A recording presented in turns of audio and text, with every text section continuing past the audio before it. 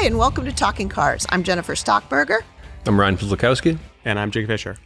A few weeks ago, Ryan and Mike Quincy and myself did an episode about prepping your car and yourself for winter driving. But what we quickly realized in that episode was that we could have probably talked the whole time about tires specifically. So that's what we're going to do today. This is the tire episode getting ready for winter. So Jake and I are just going to sit back here, no, really, and talk about, first of all, Ryan, I think it's worth going through the types, kind of that tires 101, if you will, and what makes them different. Sure.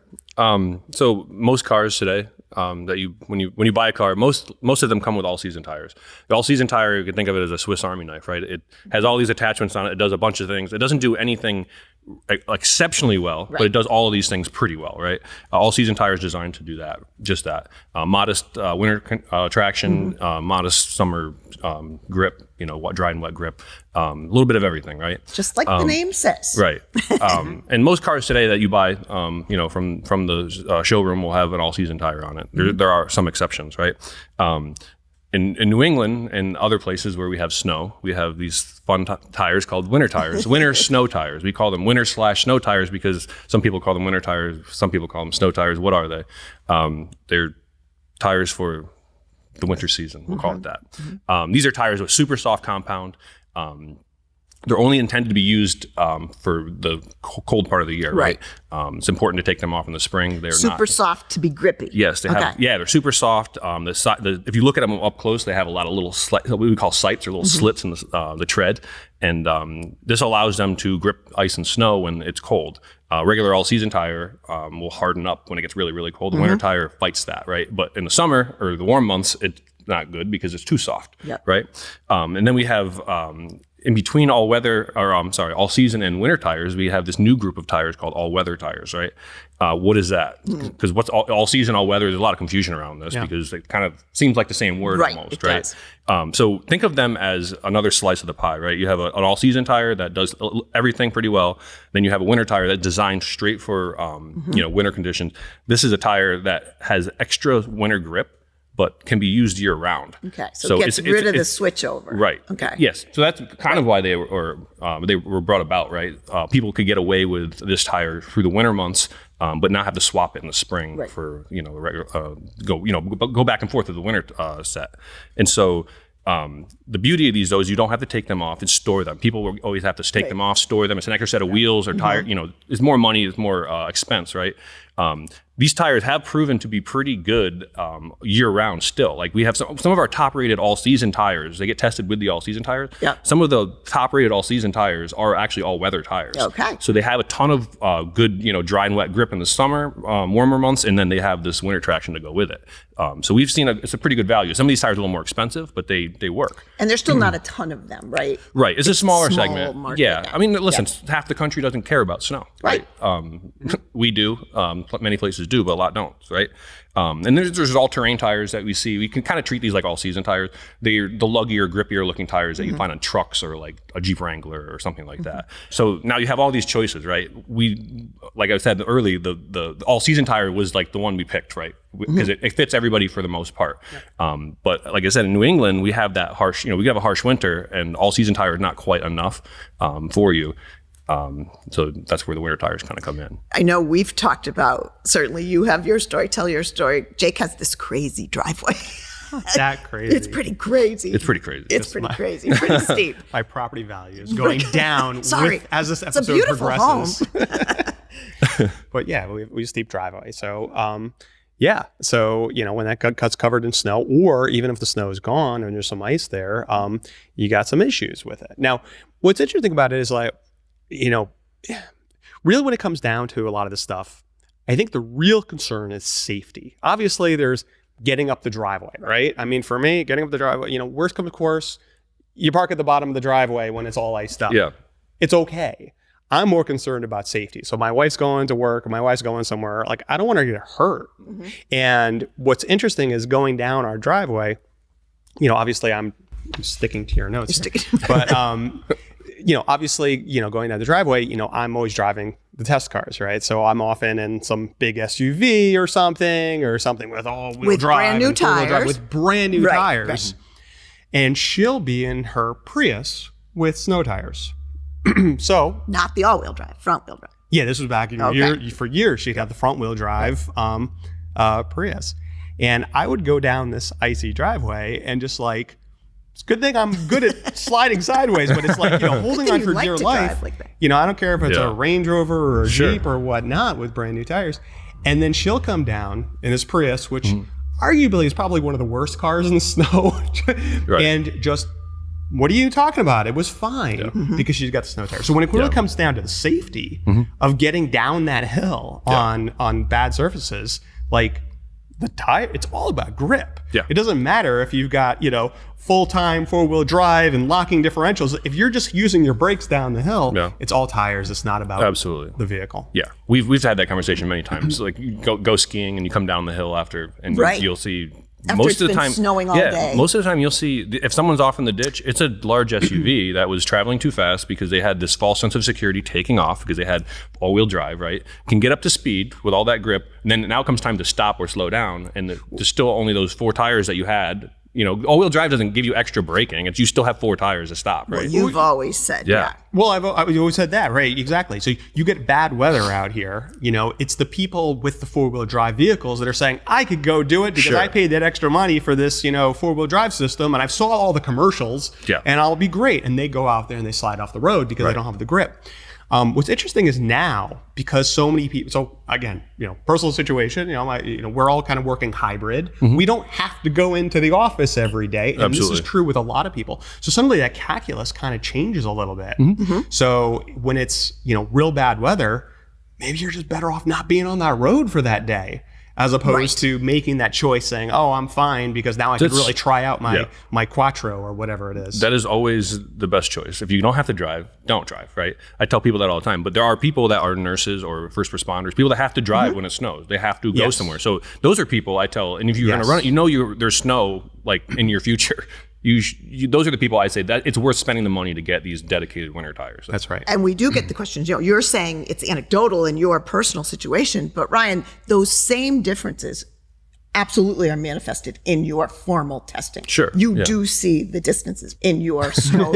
Ryan's doing snow traction and ice breaking, Right, and all yeah. that, and you're seeing the differences. Yeah. So just for instance, so every year we do a snow traction test, right?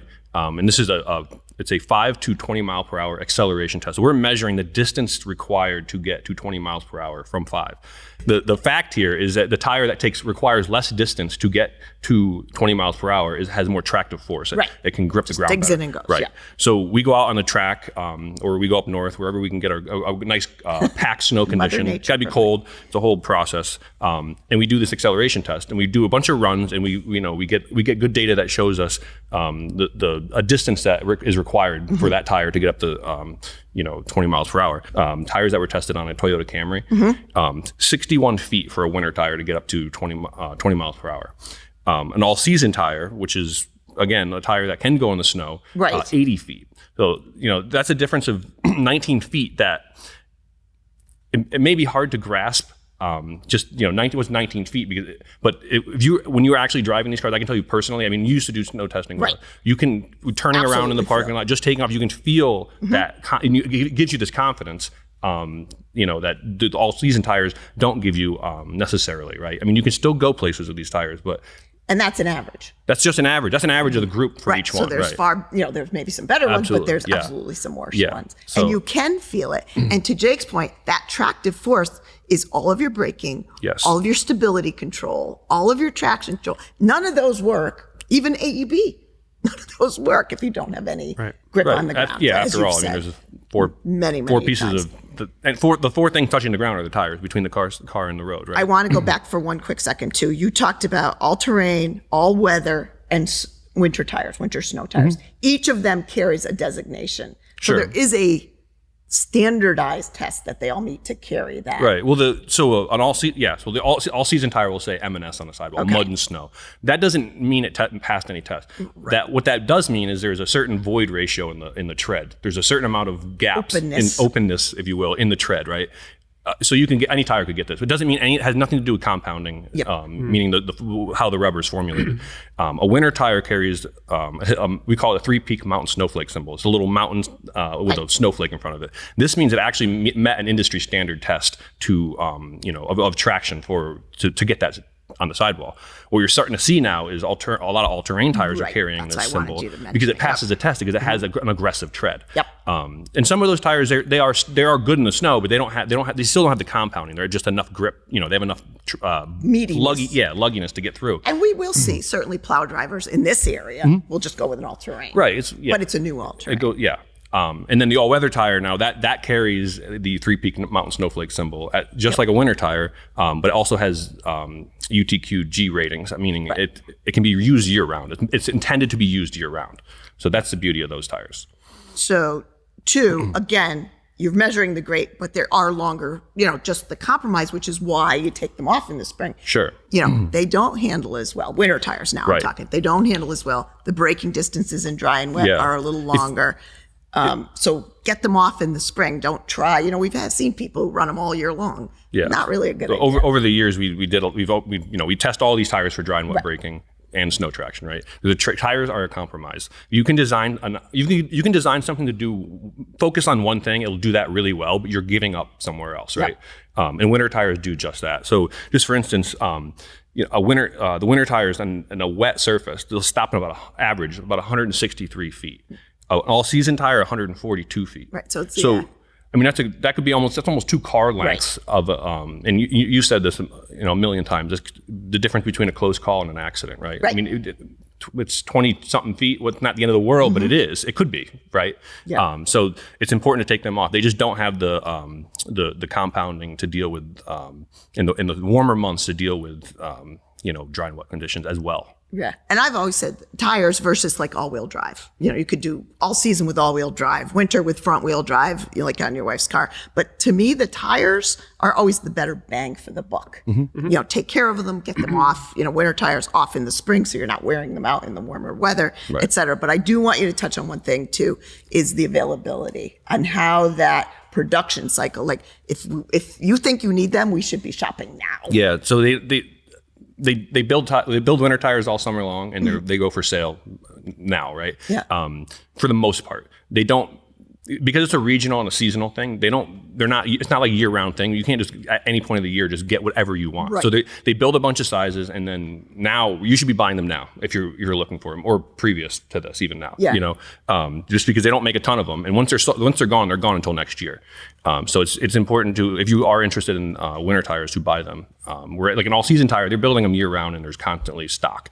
Winter tires are not like that. Yep. And I say too, so yeah, shop now. And weather's gotten crazy unpredictable. Like, it was, here we're in Connecticut on November, it was 80 degrees yesterday. Yeah. And it's 40 this morning. Right. So just add that to the winter, and you don't always know that your area isn't going to get iced in anymore, or it's a little bit crazy. Even if you don't think, winter tires are for you, you should be making sure your all-season tires have enough tread.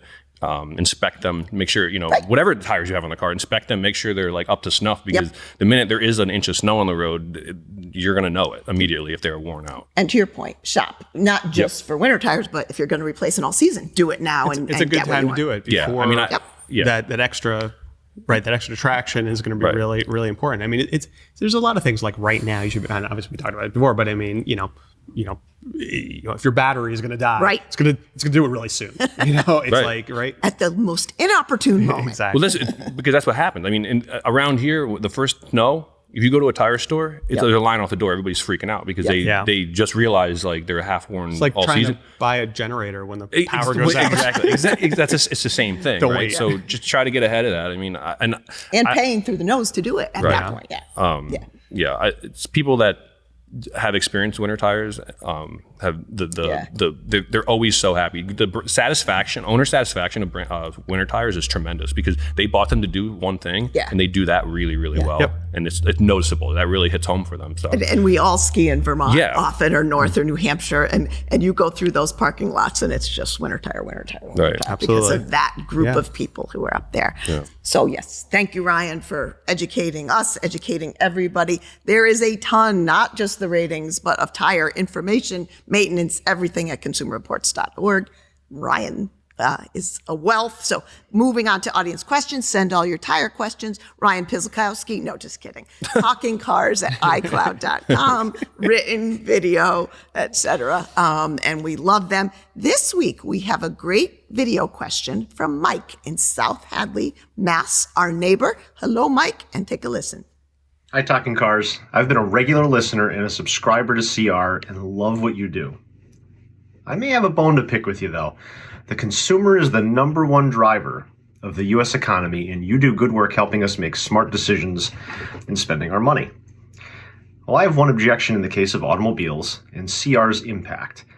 There's been little change in the road fatality rate since 2009, but the average new car costs 62% more now. The share of young people licensed to drive is at a record low as a result. Cars and driving are becoming luxuries. Just another example of the American dream becoming out of reach. CR's persistent push for manufacturers to include an infinite number of complex and expensive safety systems, or else they don't get a good rating, has been a driver in pushing automobiles away from Americans without any improvement in death rates. What do you think? So I have a feeling that Mike's question, they say for every person who sends in a question, there's probably 1,000 who have the same question. In Mike's case, there's probably 1 million people who have this same question. And it's really appropriate for the timing. It's really appropriate for what we push for and do. Yep. So Jake, help us kind of answer Mike's question and where we're coming from. First of all, let me just say, thanks for the question, Mike. And it's just kind of a reflection of we have the best audience on the show. And they challenge us, which I love. Yeah. But it's just, it was really nice. You really eloquently kind of stated what I think a lot of people are really feeling. And I think it's just a really great question. And it's, unfortunately with everything, it's a kind of a complex answer. It is. So first of all, that's why I gave it to Jake. That's right. Answer it. My phone's ringing. I got to go. No. So there's a couple of ways about this. First of all, as Mike notes, that fatalities are going up, and that's despite actually less people driving, and that's horrible. What's going on and why that is. There's lots of reasons. Obviously, anyone who's driven recently realize how fast people are driving these days. And there's a lot of contributors to that too. One, there's a little bit less traffic. Two, there's also, when we drive new cars all the time, you could drive 80 miles an hour and the cars are quiet and you're removed and there's a bunch of things. People are distracted more than ever. Everyone's got basically like a supercomputer in their pocket where there's so many things, just ways of being distracted. The cars are easy to drive, but you still have to pay attention. So there's distraction. There's a whole bunch of influences. So obviously we're concerned about that. And obviously there are different ways to mitigate this. Now, when it comes to the millions of different safety features, there are, and it's totally confusing. There are every car company is advertising all of these, the driver control system and this system or whatever. It's it's so hard to even make sense of that of these. So what our job is we're trying to take a look at all of these safety features and some of the things that are actually convenience features or sound nice but aren't really proven. And we're trying to isolate the ones that really are proven to prevent harm, fatalities, injuries, crashes, all those. So I wouldn't say that we're really pushing for all of them at all. Things like lane departure warning, lane keeping assistance, some of these things actually are regulated in Europe already. We aren't necessarily seeing a huge benefit for those. We're really isolating some of the ones that really do have the data. So if you look at things like automatic emergency braking with pedestrian detection, that's one we're absolutely pushing for. Because if you look at those numbers of fatalities, a lot of them are pedestrians. And, to be totally straight about it, I'm not just concerned about, look, if we're concerned about keeping you safe in a car, which we are, we'd say, go buy a car with this stuff. But we're also concerned when you're in your family or crossing an intersection, then you're not going to get hit. Right. People outside really, the one way to think about car safety, and this is why we are pushing for these things to be standard equipment, is you need the fleet really with these. So what I'm concerned about, everyone who is listening to this, is I'm concerned, and you got to understand, you go out there, you're walking with your family, and there's someone who's coming along and they're looking at their phone. Yep. I want you to be protected from them. When you're out on the highway and somebody's coming along at 90 miles an hour and doesn't see you, you got to be protected from them. You have to be protected from all these other people. You know, I mean, everyone, as I said, our audience is great. None of you guys ever are distracted. None of you use your phones. I know that for a fact. But you're out there with a whole bunch of people that aren't as good drivers as you are. And so how do you get protected from them? Now, the problem is that we have been calling for these types of systems, automatic emergency braking. Like we said, we've also talked about, some of the direct driver monitoring systems to help protect against distracted driving, also less distracted controls, and all those things.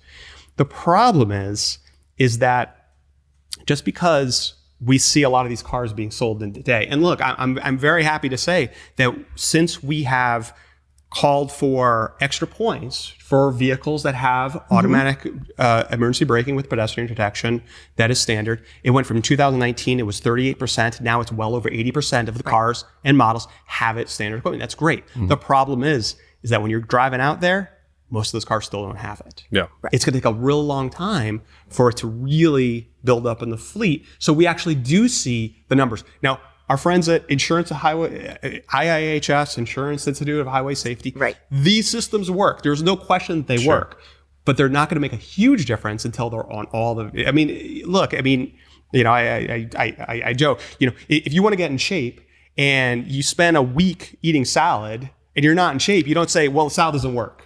Right. It's not overnight that we're going to have a fleet turnover, but if the cars come up with these systems and they continue to get better, and that's another change that we're making this month, where we're saying we're going to reward the systems that have systems that work better. The cars that have systems, it's going to make a difference in vehicle safety and protecting you from all the worst drivers out there. The average car on the road is still like 10 or 12 years old, right? I mean, think about that. Yeah, exactly. That's kind of, and they don't have any of these systems that Sure. could help prevent you from those inattentive drivers. That's right. I wanted to talk specifically about the cost. Mike was like, why are you wanting to make these vehicles more and more expensive? So this is absolutely a huge problem that we have right now. Right. I mean, the cost of vehicles is staggering. It is so difficult. But what not everybody tells you the full story about the cost of vehicles. And yes, there's all different types of inflationary reasons and there's part shortages. But we've looked at actual individual models. We've been buying cars here for a really long time. And we actually recently kind of looked at, the last 40 years of cars that we purchased. And what's funny about it is if you look at a Corolla, you look at a CR-V, you look at an Accord, you look at, a lot of these cars, if you adjust for inflation, they actually have gotten cheaper despite being faster and more fuel efficient and roomier and all these things. So they actually haven't raised their price that much. The reason, and you've heard all the headlines, the average price of the car is like just mind-boggling amount. The issue is the mix has changed. So the cars that are being sold right now are not, let's get real. Look at the domestic auto industry. It used to be a whole lot of Focuses and Fusions and Neons and Cobalts. Those cars don't even exist anymore. No. They're gone. They're off the market. So there are not a lot of cheap cars being sold. A lot of the cars are luxury SUVs. So the model mix is one of those big contributors. Now, if you want to go out and buy a Corolla hybrid right now, you can still buy that for a reasonable amount. So again, there's more details to it, and that Corolla hybrid has almost all this equipment standard, and really hasn't raised its price much at all. Which is why we say standard on all trim. Like we want it on the Corollas as much as the the high-end SUV that someone might buy. And I do think the financing, when you're looking at 7-8 year financing, you can get that higher end vehicle, which I think has driven the price up too. It's true. I do think too on the cost side, and we've talked about both of these before, the more vehicles that have it, the volume, the price comes down for those additional safety features. The more cameras the manufacturer to make, the better, the better the price will be in volume for one. And I really do think there's societal costs to motor vehicle crashes and injuries. You think of what we all pay in insurance premiums. You think of what we all pay to maintain large police forces that can respond to these crashes. You think of the healthcare system. motor vehicle injuries are sometimes life-altering, debilitating. A lot of support has to go into helping those people live the rest of their lives from a motor vehicle crash injury. It's not like breaking your arm playing baseball or snowboarding. It's just not. So I think there's a lot of societal costs that can be benefited by reducing motor vehicle crashes. Finally, the greatest appeal, and Jake, you started with it, is the behavioral choices we all make. The speeding that, it's easy to do. It's easy to be distracted. It's easy to speed. It's easy to, get in the zone and not pitch. Well, I mean, and this goes to, again, this whole full circle, in terms of the cost associated with some of these systems, it's actually minimal because they're putting a lot of the equipment on these cars for other reasons. Right. But that car that could go 90 miles an hour that's barely idling may have a 400 horsepower engine. Mm-hmm. The market is not saying, I need 400 horsepower. They're saying, I want to be safe. Right. Yep. So maybe if it was not 400 horsepower, it was only 340 horsepower, it would have been a little cheaper too. So there's a lot of things there. That's true. And that would probably be okay. Yeah. So, Mike, as you can see, it's a tremendous question. I hope that Jake and Ryan and I gave some sense of what that answer might be. But as always, keep those questions coming, the deeper thought, and challenge us. We love them. TalkingCars@iCloud.com. This episode was filmed and produced by David Abrams, Andrew Belize, and Anatoly Shumsky. Keep watching, keep listening, and we will see you next week.